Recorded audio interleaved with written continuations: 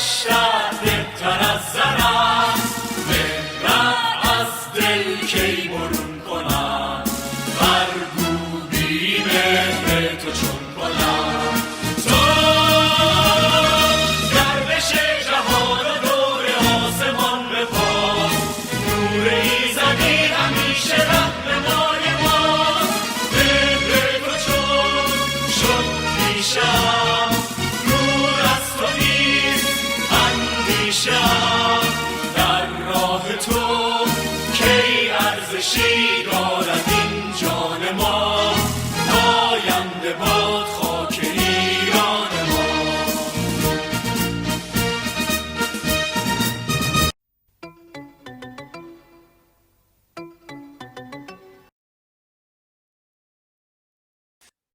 Hello, everyone, and welcome to our podcast.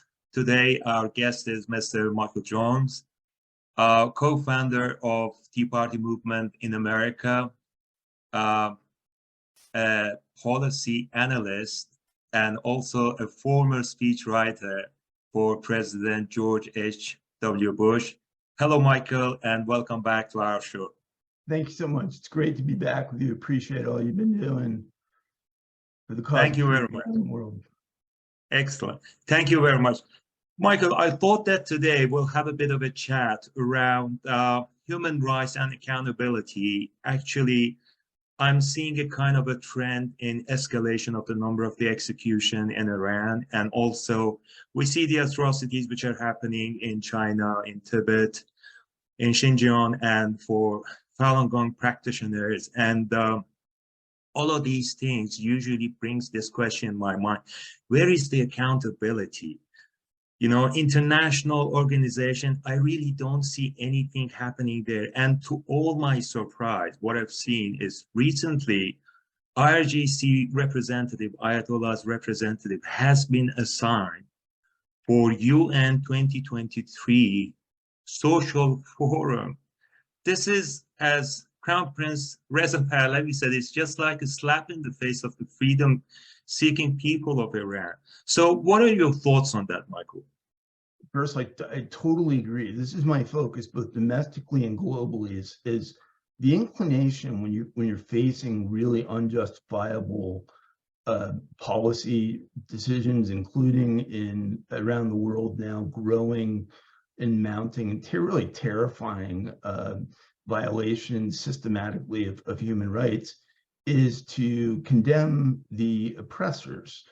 And I think it's important to do that. I'm not saying that shouldn't be done, but in the case of, you know, like last week, and we had 3 innocent Iranians who, you know, had terror induced confessions put to death, part of an ongoing systematic repression in Iran that is, as you correctly point out, getting worse and worse, meaning which points to the fact that our policies and our approaches are not working. And then literally definitional genocide, not my view, not the view of just the Uyghurs. I mean, that's the view of the United States government under 2 administrations, by the Trump administration, and it's been upheld in the Biden administration, who could have overturned it. They could have said, you know, there's rights violations of the Uyghurs in East Turkestan, but not genocide. They said, no, there's an affirmation of genocide. Now, this is exactly what, after the Holocaust, the free world and people of all decency, of all religions and national identity, said they would never allow it to happen. And it's been not just happening, but happening since 2015. And so you first, my inclination is to turn to, as I think it's your inclination, the organizations and structures that have been put in place that are very well funded, hugely well staffed, with enormous access and resources at their disposal, who are charged with improving human rights conditions around the world. And I have to say, yeah, let's name some names. I mean, The UN is the UN Human Rights Council has, which Trump took us out of it correctly. You can't have totalitarian and non-democratic and non-free nations that are accountable to their government on a commission that's judging the human rights conditions of other countries. It's inevitably going to be politicized. It's tough not to politicize it anyway, but when you have those individuals on there, you lose any objectivity. So, you know, the UN, which served a very important, especially post-war era, evolution through the League of Nations role, and had a high call and high purpose, and may still have a function in the world, it's gone in too many different directions that really it can't handle. But you have these private nonprofit organizations that are like Amnesty International, Human Rights Watch. The one I've traditionally worked closely with and liked historically, Freedom House. But the messaging that's coming out is, look how bad this situation is. You got to help us, help us. They're not putting up the wins. You know, we support these organizations and we pay attention to these organizations because we're taking them at their word that they're going to do something constructive to improve these human rights conditions. And I would argue that I believe their missions have become so broad now. So whatever you feel, for instance, about global access to abortion or gay marriage or LGBT and transgender issues, once they embraced that and said, you know, this is also a priority of ours, literal genocide of 3 million Uyghurs in concentration camps is almost put on the same level. You have diminished the most serious of these violations, and they are not clearly what they're doing. There's a lot of activity, a lot of motion, a lot of letter writing, a lot of strongly worded condemnations, not getting it done. Yeah, true, exactly. So the problem is that we see a lot of influence by internationally bad actors in the international organizations, as we have seen during the COVID as well. We have seen in different decision makings of, yeah, as you said, United Nations. Is there any light at the end of the tunnel? How can we really get out of this problem? I mean, this is just escalating more and more. I sort of see it, there's two phases to this, because I continue to feel that correcting these situations must, almost by necessity, involve the United States, either directly or indirectly. I mean, it doesn't always have to be directly, it can be indirectly. But it's tough to imagine when things are going poorly in the United States. I mean, you have an administration that not only is not stopping these human rights abuses, but is warming up to the very regimes that are engaged in them and not profiling them and not considering them in their policy. I mean, they're really, like, let's be honest about on the Uyghur genocide, there's been just about zero consequence to China. And I believe that you could make a compelling argument for almost a holistic break with China's Communist Party over genocide, meaning if genocide is not enough for us to disengage financially and in all other ways, trade-wise, to impose the strictest of sanctions, what is? And there too, I think there's a lot of emotion, there's a lot of anger. But we need to, and I am working on this, and I am not just talking here. My focus is on the work. I am available to all of the many good organizations around the world that are trying to improve these conditions, to put together tangible strategies that are actually going to have impact.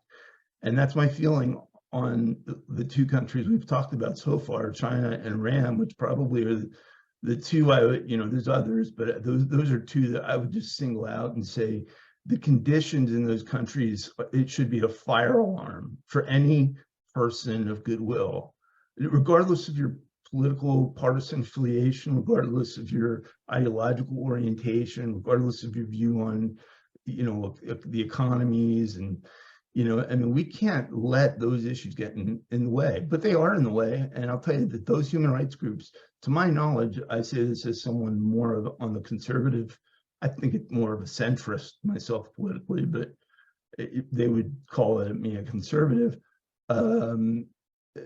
They do almost no work with conservatives, meaning when I speak with colleagues engaged in national security foreign policy in the United States and in Europe and around the world about the human rights conditions, I'll always ask, have you heard from anyone from Amnesty International? Do you hear anything from Human Rights Watch? Do you hear anything even from Freedom House?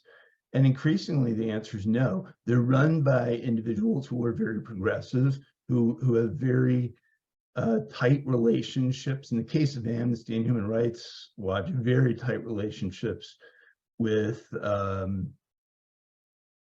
Palestinian leadership, which I think contributes to a very unfair assessment of Israel, which is a free country. I've been to Israel. It's a free and vibrant country. There is an enormous spectrum of discussion and debate.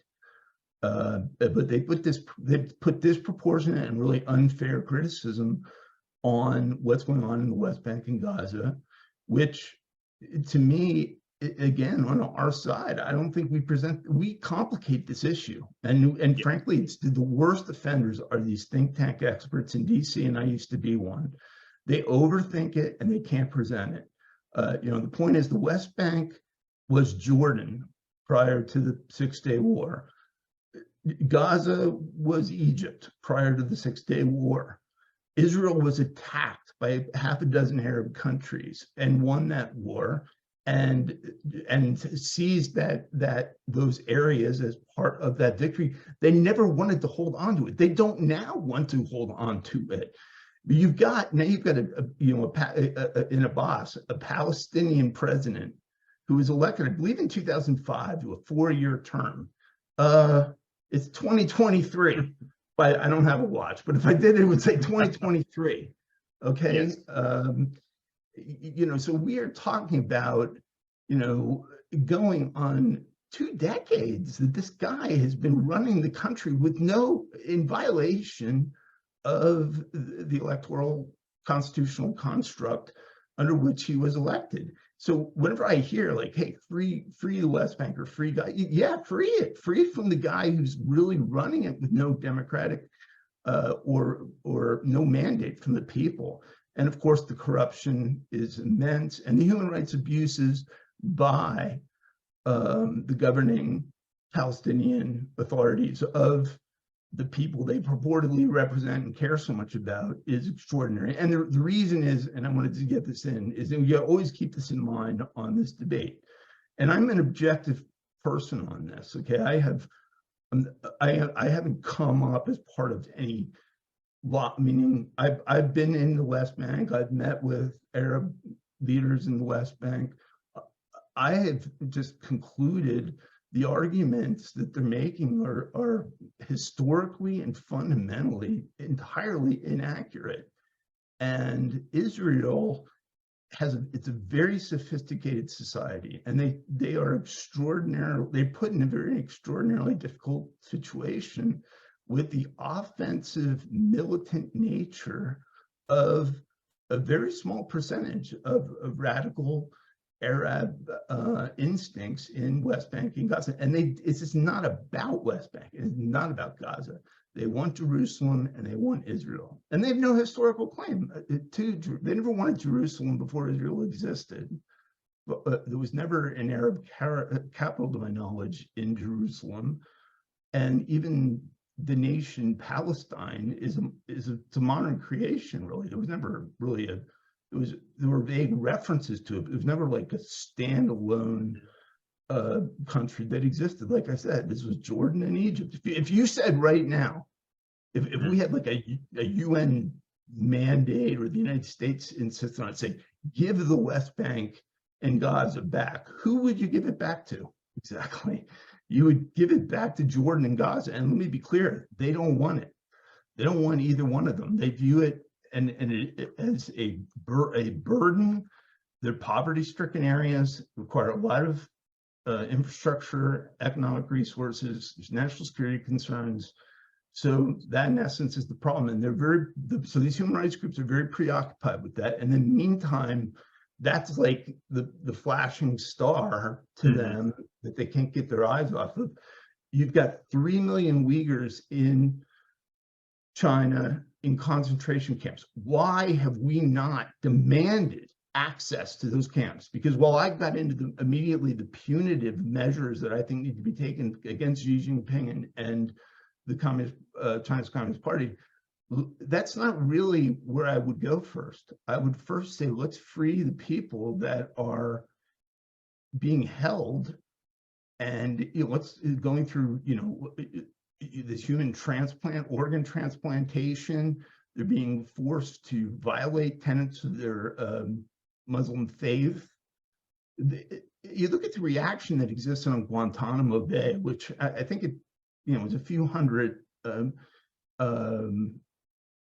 mostly Al-Qaeda affiliated detainees. There was global outrage over that. And well, I suppose it's conceivable that there were some individuals who got swept up in it who may not have been directly responsible or directly affiliated with Al-Qaeda. The vast majority were, and most of them have faced criminal prosecution and even confessed and bragged about their affiliation with 9/11. So we have a complete double standard, and I think almost, I don't want to say unique among my colleagues, but like me, you have looked and correctly discovered that, evil exists in the world. Evil has always existed in the world. Evil will always exist in the world. We are engaged in a battle against good and evil.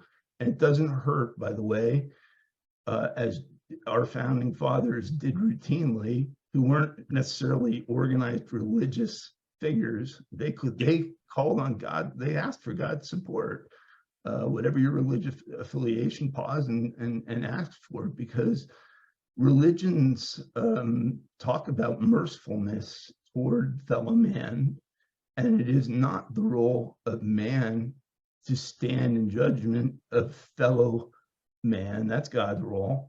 And we are seeing regimes around the world that, because they have no popular mandate to govern the countries they govern, and because they are enormously ambitious and now coordinating in what, let's face it, is almost, it very closely resembles the very early days of World War II, meaning the Axis when you're the Axis powers that came together.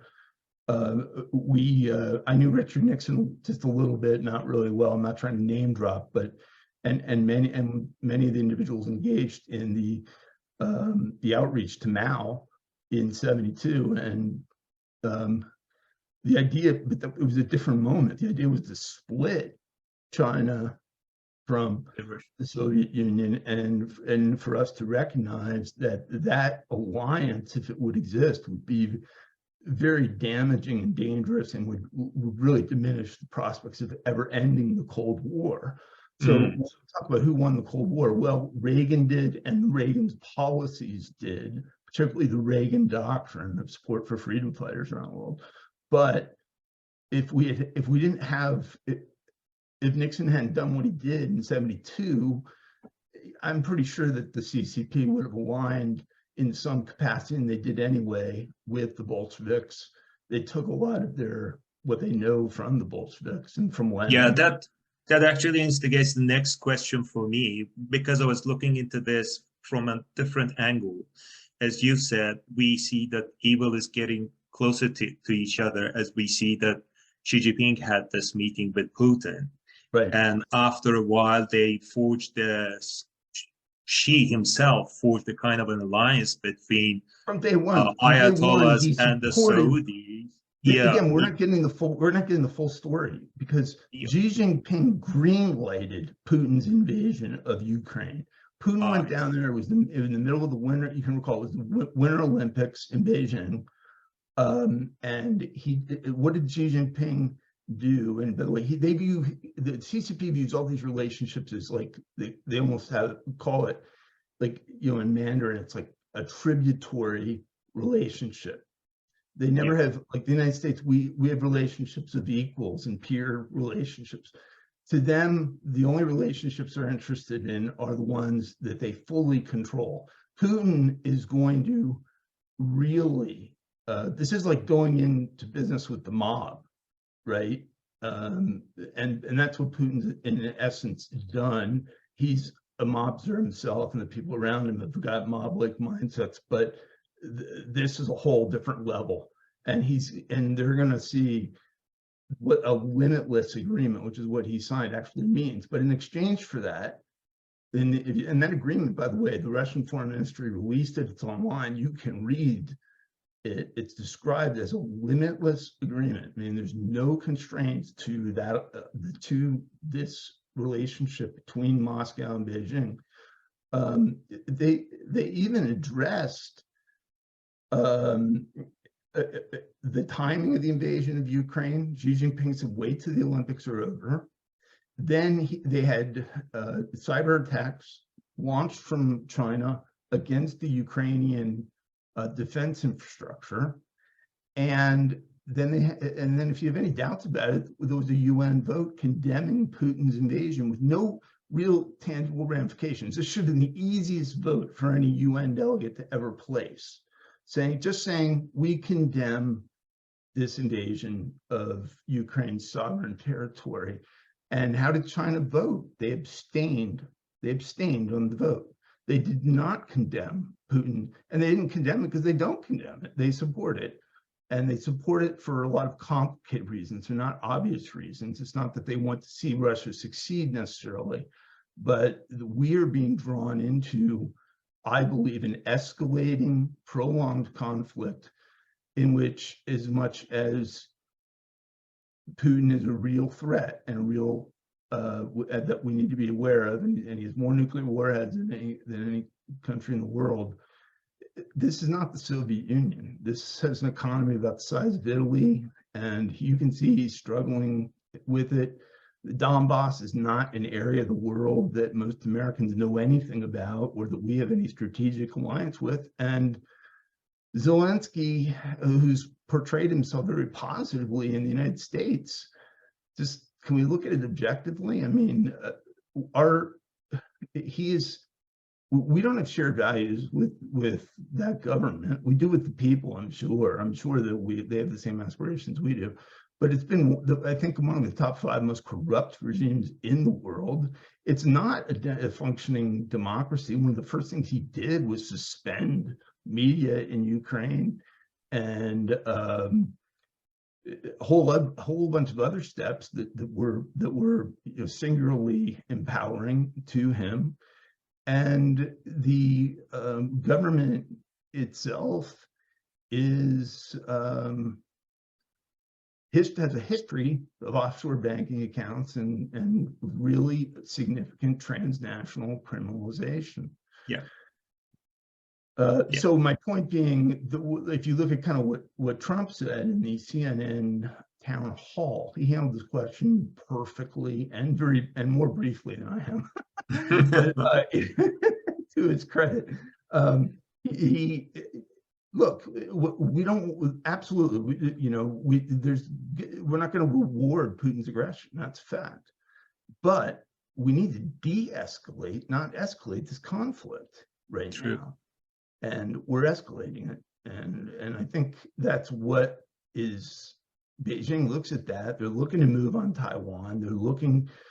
They're engaged everywhere in the world right now in the Silk Road Initiative and on the yeah, but you're talking about escalation, and I was reading somewhere, I don't know, it was Senator Josh Hawley, perhaps, I can't remember, but could be, that it seems like the administration in America is fueling both sides of the Ukraine war, meaning Right. that they are lifting the sanctions on Iran, which is helping Russia with drones and with other kind of equipments that they need. Absolutely. And on the other side, they are helping Ukrainians directly, financing them and giving them whatever they need. So it's just like a little bit of a confusion. Which side is current American administration in this war with? Well, by the way, you're right about that, and that's that's a very sophisticated appreciation because you're not hearing that from the American media. I also wanted to point out Adam Brosley from Rolling Stone, who I don't just sort of got to know him a little bit. I don't know well. He wrote a piece that I was reading with interest from March 17th, 2023 edition about how Iran is also supporting both sides. They had sent these 125 millimeter tank ammunitions to Ukraine. And of course, as I think was pretty broadly publicized, they had sent drones to Putin. In fact, Putin expelled the Iranian diplomat in Moscow over that. So that is the problem with the war. And we've had experience with that too in Iraq, where there's a lot of money to be made in tearing a country apart, and then there's a lot of money to be made in rebuilding a country. And who are the ultimate winners and losers in these conflicts? I mean, the magnitude of death and destruction being inflicted on Ukraine and to some extent on Russia are very harmful to the people. And ultimately, because these regimes have their hands in everything, these governments have their hands in everything, it's just potentially enormously rewarding financially and thus politically to them. So, and then, I have to point out, when you put in what is undeniably the most serious level of sanctions that we put in more serious sanctions against Putin literally than we did against Hitler in World War II. I mean, there's no regime, or against the Soviet Union before him. We tried to destroy that economy and we were unsuccessful. We were unsuccessful for the reason you mentioned, and that is the green movement of Europe and the green movement of the United States has made, which does not want to see us drilling, does not want to see us using our abundant carbon-based energy resources to fuel necessary economic growth, is delusional about how we're going to supply energy in the meantime. Absolutely. And we're getting energy now by purchasing it from Russia, from Saudi Arabia, even talking to Venezuela and Iran. I mean, that makes no sense. So we are enriching Putin. The ruble strengthened throughout this whole process. It hasn't weakened. And then, of course, we put billions upon billions into Ukraine, and with very little oversight, I should say. Weapons have disappeared. We're paying. People don't know this either. We're paying about $1 billion a month to fund and support the government of Ukraine, including paying their pensions. So at the same moment, when we've got serious presidential candidates on the Republican side, not Trump, but others, who believe we ought to be looking at increasing the retirement age or Social Security or cutting Medicare, we are paying the equivalent of Social Security and Medicare for Ukrainian citizens, who, by the way, were not an ally of the United States. We're not ever a part of NATO. We have no military alliance with them. And I think ignoring the bigger picture threat that exists in China's ongoing, very calculated strategic plan to surpass the United States, infiltrate and control the United States and its vital institutions, and become the world's leader. That cannot be allowed. This is, in my view, is the highest calling in the world. And so even if you're focused exclusively on Iran, now you have to look at Iran in terms of saying, you know, this is kind of, Iran is to China what Japan was to Nazi Germany. You know what I mean? You've got a very formalized relationship now where Xi Jinping is going to be providing a lot of resources, buying a lot of petroleum from Iran, and further strengthening the IRGC and the military of Iran, the nuclear weapons ambitions of Iran, and of course with that the support for terror and the domestic suppression. So I've always said there's three reasons that regime is one of the most horrific and dangerous in the world. Number one, it's nuclear ambition and how close it is. All right, and that's documentable. They are there as far as nuclear weapons development, and that's going to, you know, cause the Saudis to want nuclear weapons, and then they're going to have the implicit power that comes with that of being able to extract concessions from non-aligned countries over it. They know that. That's why they've been so ambitious. Number two, it can't be said enough, they are the largest state-sponsored terrorism in the world. Virtually every major terrorist organization in the Middle East and North Africa that you hear about has got ties to the regime and the mullahs. There would be no crisis in Yemen if there was no Iranian involvement in Yemen. And yet that's also one of the greatest sort of human crises, I think, in the world right now, as far as the magnitude of impact on this innocent human life. And it's all because you have, you know, Iran engaged in you know, supporting this insurgency and militant activity, which in turn almost demanded that the Saudis become involved for their security purposes, and it's an unnecessary conflict. I see. Well, I would like to look into that from another angle, which is we recently saw that Xi himself forged a kind of a relation between Saudis and Ayatollahs and the mullahs. And on the other side, I saw a couple of weeks ago that Israel, Benjamin Netanyahu, invited Crown Prince Reza Pahlavi to Israel, and they had perhaps very fruitful discussions there. Right after that, I saw that there was a couple of delegations from America which went to Israel. The first, which was parallel to the trip of Crown Prince Reza Pahlavi, was Lindsey Graham, which it occurred exactly in parallel with that trip. And when I followed the news, he was talking about forging a kind of a deal between Saudis and Israel. And right after that, Speaker of the House, Kevin McCarthy, he went to Israel. And after that, I saw that a full delegation from Democrats, they went to Israel. So I'd like to know, is there a kind of a policy change going to happen in Middle East, and something new that could be built, that we could build a brighter future upon, based upon that? Or what's your thought on this? We had made extraordinary progress in the Trump administration with our bilateral relationships with Saudi Arabia and also with United Arab Emirates. There were two of the great sort of untold foreign policy accomplishments of Trump, meaning the issues that have been in the way of closer relationships, including in the case of UAE, actually recognizing Israel, and in the case of Saudi Arabia, coming closer to that, not, you know, acknowledging that Israel exists, not maybe formally diplomatically recognizing them.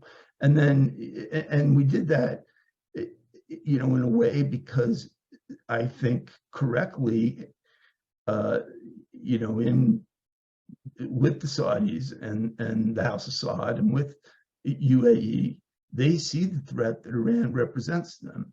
Then everything changes in January of 21 because Biden comes in, you know, removes the IRGC, right, from the terror. Removes That was the first thing. That was the first thing. The terror list, eases up on some of the constructive isolation of the regime, and to my judgment, I think the Saudis and UAE believe and are probably correct that Biden is an illegitimate president, and that he's not just illegitimate but compromised.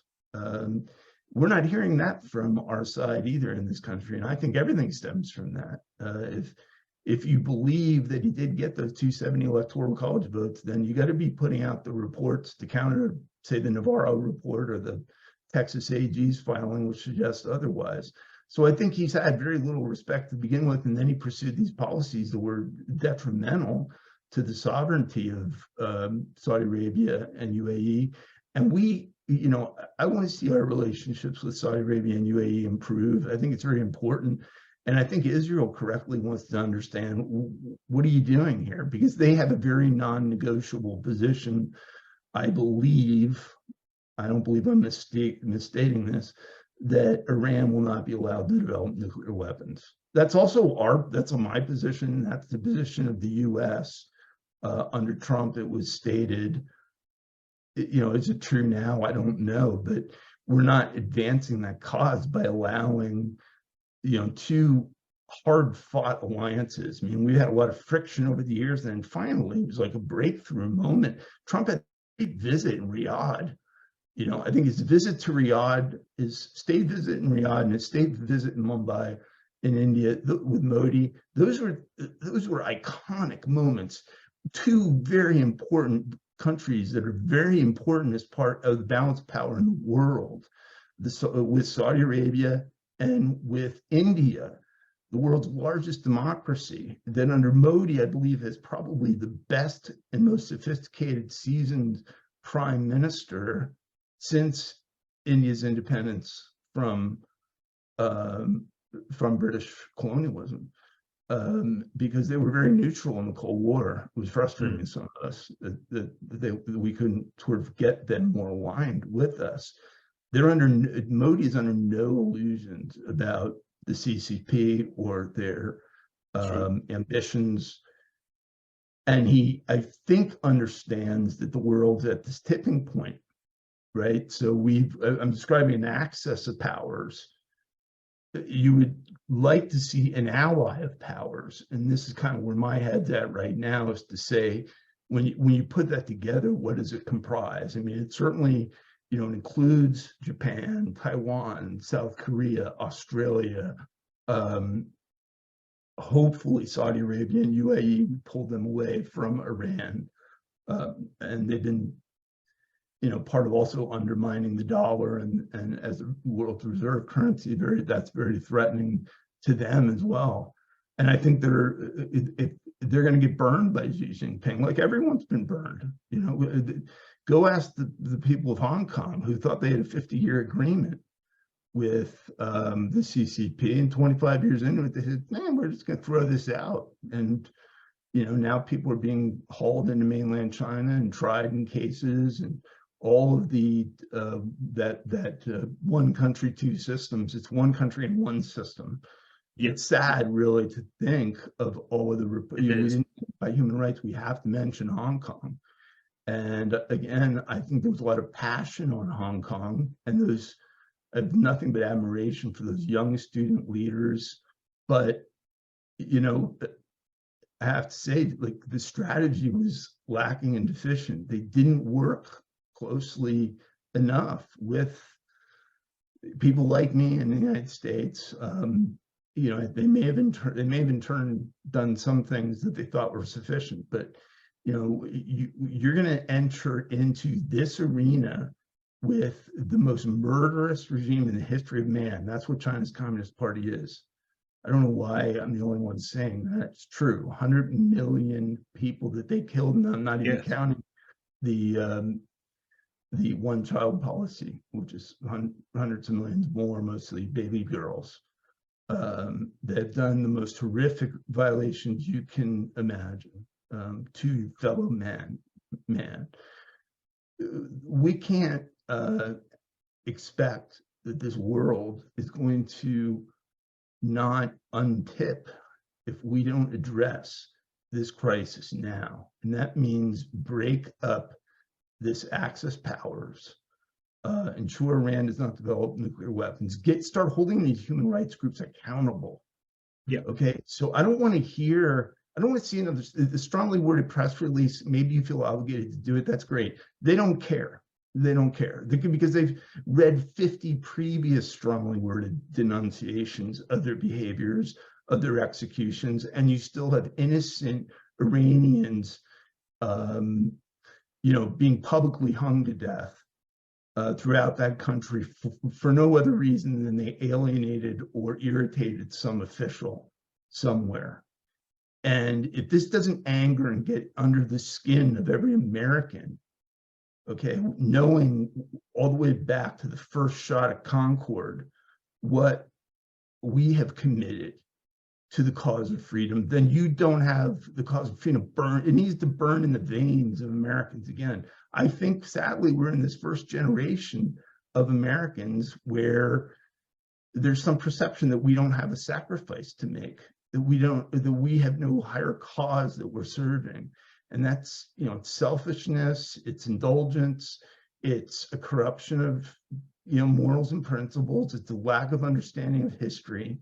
It's a lack of understanding, appreciation of what we have here, because as every country that's gone through an autocratic or totalitarian or communist revolution or regime change will tell you, they'll say, yeah, we never thought it would happen. We never thought it would be this bad. We didn't know. That cannot be an excuse. Now, for us or any other countries in the world, we should have a clear-cut, black and white, new evil empire, message, because that's what we're confronting in Beijing. They are not as our Secretary of State, Tony Blinken, and it's the Biden administration and the NSC, and they're not competitors. They are a criminal syndicate, an enterprise that has a calculated strategic effort to bring down the United States, and they've infiltrated every institution in this country. I can't think of one that they have. Unfortunately. And by the way, I include in that our government, the federal government of the United States. We need to weed that out. The FBI, as much as they're getting a lot of criticism right now, I'll tell you this, at least in the public testimony in Congress, they're opening investigations like with rapid fire. But it's also a consequence of decades, in fairness to the FBI, with decades of neglect of this infiltration of our country, or what we were actually doing. We thought we were building some sort of partnership. Instead, we have built and supported all of the underlying foundations of the most murderous regime in the history of man, and that has now expansionist designs. Ambitions, yes, true. Yes, Michael, unfortunately we are limited on time. I think that we need more time. So hopefully we will have you more frequently in these podcasts. Thank you. And you are very unique among analysts because you see beyond the obvious. And you have to see beyond the obvious, meaning, and that's my closing message here, is no American, no person in the world, no Iranian in exile, whatever opposition force you're affiliated with, we need to unite right now. Yes, absolutely. We need collaboration, strategy, unity, and accountability. Right? Meaning, if people aren't doing the job, if they're saying that my job is to advance human rights, so my job is to advance the national security interests of the United States, and they've been running something for a while, they've failed, and there needs to be accountability. We don't, sadly, have the luxury of time on our side any longer. We need the right operational processes and people and organizations in place to have a fighting chance of turning this all around. Thanks for having me.